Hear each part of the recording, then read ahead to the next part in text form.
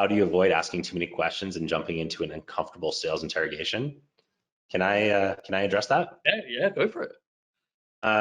It's a great question, and one of the things that we haven't really talked about yet is personality profiling and styles of different types of people. And so, you'll have some people that will be much more open to having a longer dialogue, and other people like a CEO who's very much like an A-type personality, who's like, just get to the point and help me understand how this is going to impact my business.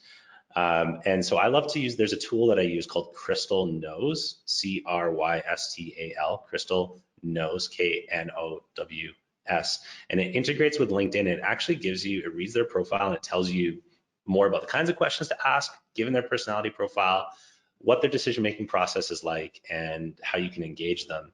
But for example, if I'm talking to a CEO or somebody that just really wants to go through the sales process quickly, I know that there's like 3 or 4 data points that I have to sort of understand about them before I can actually tell them about what we do. But I can get through that in like 5 minutes if I need to. Mm-hmm.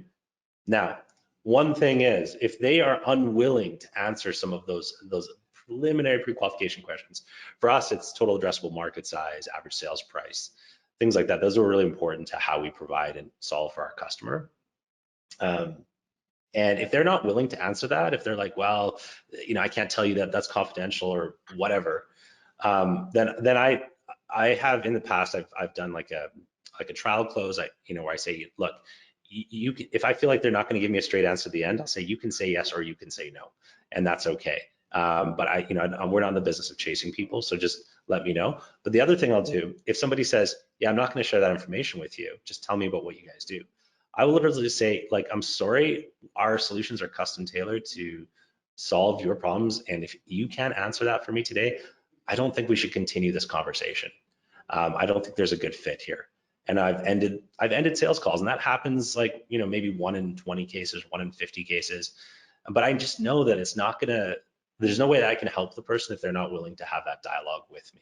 So as a sales professional, it's understanding sort of where to draw that line, but not feeling like you have to adhere to this really complex, ask a million questions, sales interrogation type process, and really being adaptable to the personality style that you are connecting with.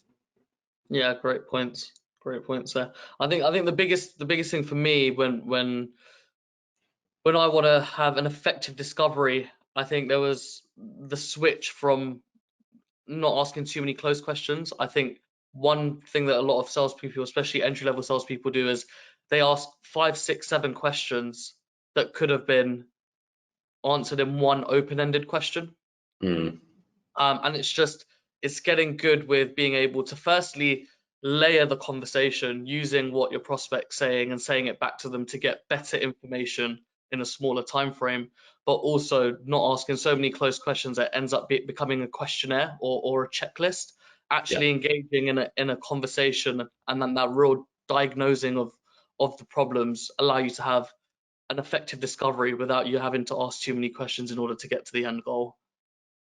Yeah, like people can tell when it's scripted, right? And so I have scripts, but I encourage my sales professionals to actually write the script out in their own words and then practice in front of a mirror so that they can feel like they can have just a conversation with somebody and address all the key points, but without it sounding like they're reading off a list. Absolutely. Yeah, for sure.